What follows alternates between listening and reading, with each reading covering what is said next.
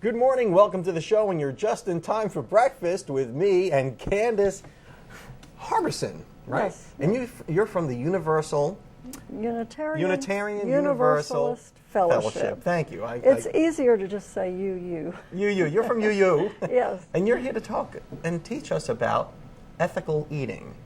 Now, what exactly is ethical eating? It's actually up to each individual person, but we've been at the fellowship, we've been doing a series of events designed to help each of us decide what's ethical for us. We had a potluck vegetarian dinner. We watched a film about the animal industry, food animal industry. Oh, that'll turn you into a vegetarian, won't it? Yeah. And we had a discussion about various kinds of eating. And this Saturday we're having a vegetarian cooking class. Not that we're trying to turn everybody into a vegetarian, but we're wanting to give them knowledge and options and hoping that people will at least have more vegetarian meals. And where are you teaching these classes? It will be at the Unitarian Universalist Fellowship building, which is at the corner of Airport Road and Lisenby Avenue. It's, the class is free. It's limited to 15 people. The last time I saw the list, there were 13 people signed up, so there might be a couple of slots left. Okay, and so basically, if you're a consumer, which we all are, of food at least, and you have a conscience, you want to follow and if you're committed to your conscience, you want to live that way. Like, Right. I have friends who are vegetarians. I even have a friend who's a vegan, which has got to be a huge challenge. Very hard. I mean, there's not a lot left to eat when you're a vegan, when you cut out all those animal products. Although I would guess that almost everything we're going to work with today would be vegan. Okay, so what are we looking at here, and what are we going to make today?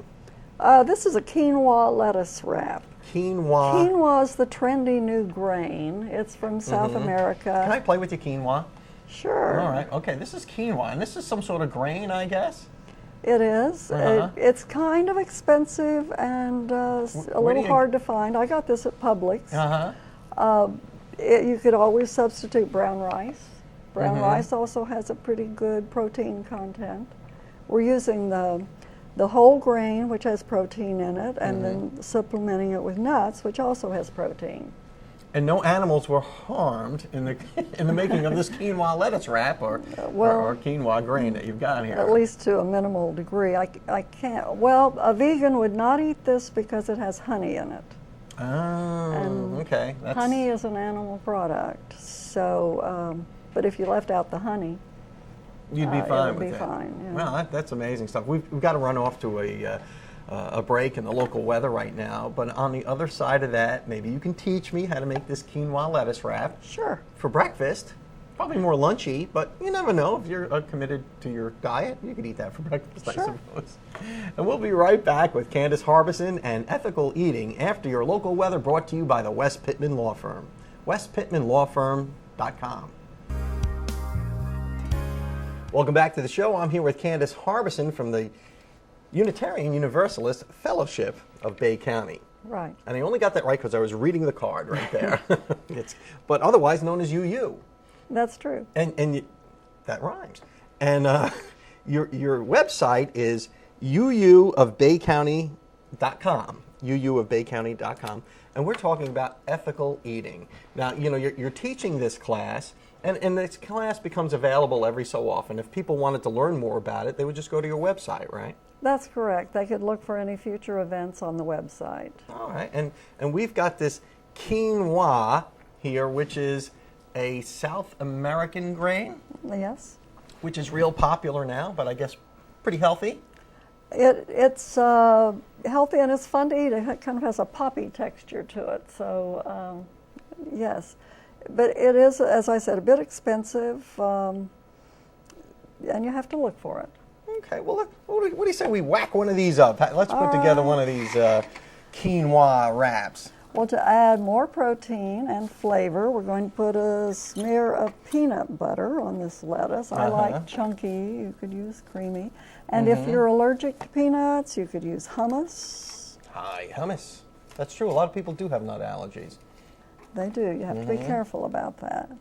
Then we can put about 1/3 of a cup of the quinoa mixture. Now this has been cooked in bouillon, vegetable bouillon. Okay. And just to give it a little flavor, I suppose. right, and it's got ginger, scallions, garlic, cilantro, and then a dressing of olive oil, honey, and lemon juice on it. And Nice. to make it a sort of a wrap, we can fold it over and And pin that thing up. pin it, see if it works. Actually, it looks kind of nice. It's got a nice. There we go. Can you see it? Let's see if we can get a shot of this. This is just a nice presentation. This whole, what'd you call it? Quinoa wrap. Oh, or vegetable wait, wrap. I forgot. The most important thing. Oh Put yeah, a for those. sprinkle of chopped nuts on top. Oh yeah, now it almost looks like an ice cream cone. Look at this. Let's Oops. put this guy back together, and yeah, that's kind of a cool looking thing. I could eat that for breakfast, I think. I don't know, not too bad. So it's real easy to make, and I'm going to whack one up here real quick. So we'll take a little bit of, chunky, I guess. Okay, not for those with any kind of peanut allergies, because there's a lot of nuts going on here. All right, so you smear a little of that on there, and then get some of this schmutz, and you put it on here. That's a Yiddish term. Okay. Oh, I'm going to put these on a little early. Yeah. Bada bing, bada boom. And then I need a little toothpick. Okay, there's one right Oh, there's here one on right. the Oh, you plate. got me all hooked up. And then, and I think I've got myself a little quinoa lettuce wrap on my hands. Is that a beautiful thing? I'm liking that. You did well. Candace Harbison, thanks so much for coming on the show and showing us how to make these quinoa wraps and keep up that ethical eating class. And for more information, you can go to uuofbaycounty.com. Correct. Thank you very much. Thanks for coming on the show. You're welcome back anytime. And we'll be right back after your Mad Hatter Minute.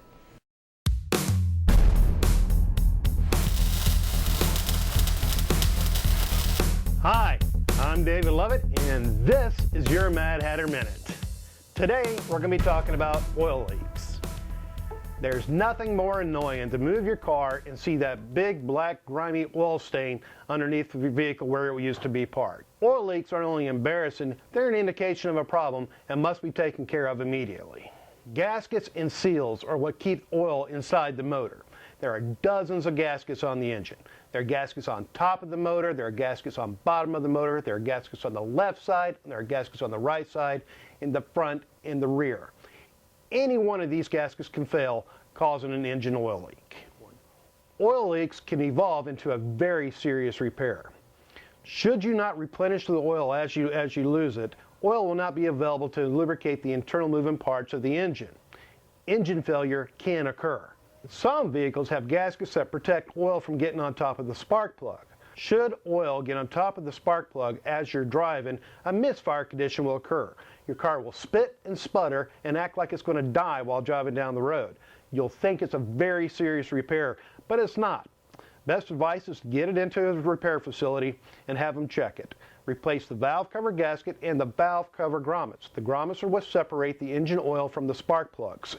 Clean the spark plugs and you should be good as new. Best advice, if you have an oil leak, take it to your trusted auto repair facility. Have them identify the oil leak and fix the problem correctly. I am David Lovett, and that has been your Mad Hatter Minute. Hey folks, this is Joshua Brown with Mad Hatter on 23rd Street. Is your check engine light on? If it is, text MADHAT28, that's MADHAT28, to 24247 and we'll check it for free. Here we are in the middle of the show, and welcome back. You told me to say that, right, Jeff? We've got Heather Noyes here from Raymond James Financial. Welcome back to the show. Thank you. Thanks for having me. Now, you've got some financial advice for us about market volatility? Absolutely. What exactly is market volatility? Well, market volatility is the price changes that the market experiences on a day-to-day basis, or month-to-month basis, or year-over-year basis, depending. And I thought I would share with you some ideas of how you can reduce the amount of volatility in your own personal account in lieu of what's going on in the markets. Okay, so say I'm not a very sophisticated investor. You know, maybe I got a little 401 or something. What can I do to protect myself? Well, one of the simplest things that you can do is use a strategy that's called dollar cost averaging. And then that's making systematic investments on a regular basis. So determining an amount that you're comfortable investing and doing that on a monthly basis or a quarterly basis or a weekly basis, whatever you're most comfortable with. And by doing that, whatever you're buying, whether it's a mutual fund or a stock, you typically you're taking advantage of downturns in the market and buying less shares on the up whenever the market's up. You're buying more shares when the market's down. So in the end, you actually end up with more shares at a lower cost. Then trying to, track that and buy and, like instead of saying, hey, I'm going to buy the same amount of shares every month, you could lose money doing that. Absolutely. But if you dollar cost average and say, I'm going to spend, say, $100 a month in this particular fund, no matter what the market does, I'll be fine in the final equation, won't I? Right. And even if you have a lump sum of money, instead of just going, putting all of it in at one time, you can also piece that money out as well, and again, take advantage of downturns in the market. Now, if people don't have a 401, what can they do to get one? How do you get started? And when should you start? Well, you should start it as soon as possible. As soon as you start your working life. Exactly. As soon as possible, you should start.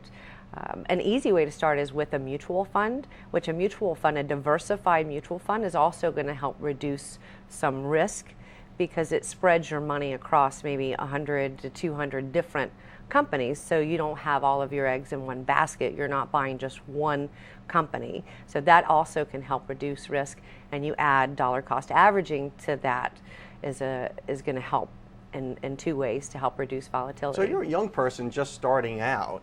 I mean, there's a lot of choices out there. If you just thought you're a young person, you Google up mutual funds, you'll probably get 1 million hits. And and how do you pick one? How do you know? Besides calling Raymond James Financial. Typically, you want to meet with an advisor and have a professional to give you some guidance in that area. Most mutual funds, if you're starting out, you can start out with as little as $1,000, and then you can even do as little as $50 a month, let's say, into a mutual fund on a monthly basis as well. So they're pretty easy to get you started. Yeah, and who can't afford $50 a month to get started? Right. Even if you're young, 20-something, young, fabulous, and broke, you can do that. And certainly, if there's a 401k available at work, wherever they're working, they should take advantage of that and the matching that the company may provide. And that's huge, because starting early, as we all know, there's no substitute for time. Right. And then if you get a match from your company, you really want to maximize that, don't you? That's free money. It is it's free a pay money. Raise. I mean, truly free money. Not that you'll get to use it right away, but you've got to exercise some sort of discipline when it comes to that. Because I've known people who have come upon rough times and have cashed out their IRAs. And I was like, God, what are you thinking? Well, I had to. Well, it's got to be another way sometimes, don't you think? Oh, absolutely. That's probably one of the worst things you can do, is you're going to pay penalties plus ordinary income taxes. So if you cash out the whole thing, that could potentially also put you in to a higher tax bracket. So you're just giving the IRS a early gift or birthday present or whatever you want to call it. Now, if people want to get in touch with you as a financial advisor, how do we do that? Call me at my office at 785-9614. Heather Noyes from Raymond James Financial, thank you so much for coming on the show and getting us smart on dollar cost averaging. Do it. You need it. We'll be right back.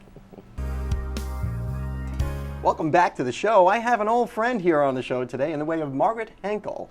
And Margaret, thank you so much for agreeing to come on the show and letting me pick your brain, because you're a brilliant attorney and your area of concentration is estate planning and guardianships. Isn't that right? That's correct. Now, the name of your firm is? Hinkle Law Firm. Hinkle Law Firm. Yes. Very cryptic. I kept it simple. How'd you choose that name? No. But it's so good to see you again. Same here. And I've known you for a lot of years from our days at Leadership Bay, back at the Chamber of Commerce and all that stuff. That's my little plug for the Chamber. And Military Affairs Committee. And Military Affairs Committee and all that stuff. But guardianship is something that a lot of people really don't think about until you really need it. Right. I mean, like in my case, we have a handicapped child, and he's coming of age, and that transition to adulthood is a time when you need to start thinking about trusts and guardianships and all that stuff. What are some of the different forms of guardianship? Well, there is a guardianship for someone who is underage, and that normally transpires when they come into a large sum of money. I see. And then you essentially become guardian of their property because, the courts have recognized that someone under the age of 18 really doesn't need to be responsible for tens of thousands of dollars worth of funds. Or tens of millions in some cases. Yes, Yeah. yes, exactly. In which case, a responsible adult is appointed as guardian of their property and has to account to the court once a year for how those funds are being managed and spent, if any of that money needs to be spent. And then you have a guardianship for people who are incapacitated. When we talk about incapacity, we generally think So about... it's not just for trust fund babies. Correct. It is for people who maybe can't make decisions for themselves. Absolutely. And what would some of those decisions be? How to spend their money, where to live, Healthcare decisions, perhaps? definitely healthcare decisions, where to go to school. Well, then that's for someone. Generally we see it with elderly people, and we also see it with people who are mentally challenged or have mental disabilities. So if you have a disability that's mental, or if you're elderly and you can no longer make decisions for yourselves, you're a child can actually become that guardian. Sometimes your couldn't it? child, sometimes another trusted member of your family, a lot of times your spouse. And, if you have someone, and I will tell you, the state of Florida generally looks for what they call the least restrictive means possible. If someone say someone is married and they start to lose capacity, they start to lose the ability to make decisions, there's some sort of dementia. I mean, we toss around the word Alzheimer's, but not all dementia is related to Alzheimer's.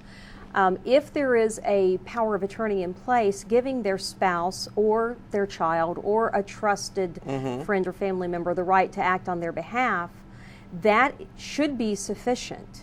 So you said it really concisely before we started, because there's a million different scenarios where you would need guardianship. But what you did say earlier before we started was, it was like, you about your area of concentration is that you help people who love each other take care of each other. Exactly. Which I think is an awesome way to go to a break. We'll drill down into that more after these messages. Welcome back to the show. I'm here with my friend Margaret Henkel, and we're talking about estate planning and guardianships. How do we know if we need a guardianship? Again, you would want to, everybody's circumstances are individual, so you would want to talk with an attorney who focuses on that area of practice and determine the person who's being considered for a guardianship, determine if there is something that might work besides that, like a well-drafted power of attorney, or in the case of someone who has developmental disabilities, what's called a guardian advocacy, where the subject of the advocacy, the person with disabilities, doesn't necessarily lose all of their rights. They just have another adult who is appointed to make decisions for them when decisions need to be made for them. And it really it complicates your life when you have to deal with someone who's incapacitated. Absolutely. We all know that, whether it be an elderly parent or a handicapped child or whatever. And the way to make it easier, I guess, would be to consult with someone like you and say, Margaret, what do I need? Sure, sit to down make sure, with like, somebody. After I'm dead and gone, Don Arias gets hit by a truck tomorrow. You heard it here first. And and what? And then what happens to my child, or what happens to my elderly parent after that? And you need to sit down and you consider every scenario with a professional, and then decide which documents your specific needs require. Does that cost a lot of money to do? To actually sit down with someone and decide what you need. And I know at my firm there's no charge for the consultation, because until we've had a chance to chat for a good 45 minutes, I won't know what you need. And so I don't know what your charges are going to be until we decide what you need. And every person is different. There is no cookie cutter plan, because every family's circumstances are different. So we would sit down with you, you would determine our needs of our unique situation, because everyone has a unique situation. Make my recommendations as to what is required. One of the things, a lot of what I do is myth busting. One of the things people have been led to believe by listening to some of the financial gurus is that everybody needs a trust, which is not necessarily the case. So a lot of times just sitting and listening, I'm able to tell them, you know, these documents are going to take extremely good care of you. Trusts, wills, all that stuff, estate planning. Most people, their heads explode. Margaret Henkel, how can we get in touch with you if we wanted to avail ourselves of your services? I am at the Henkel Law Firm. My number is 850-215-4515. I have an exceptionally gifted assistant who answers the phone and sets my appointments. And we're available from 9 to 4 Monday through Thursday, and then on Fridays we do close at noon. Margaret Henkel, thank you so much for coming on the show and getting us. Thank you, Don. And just scratching the surface of this really complex topic. Thank you again, and we'll see you next time.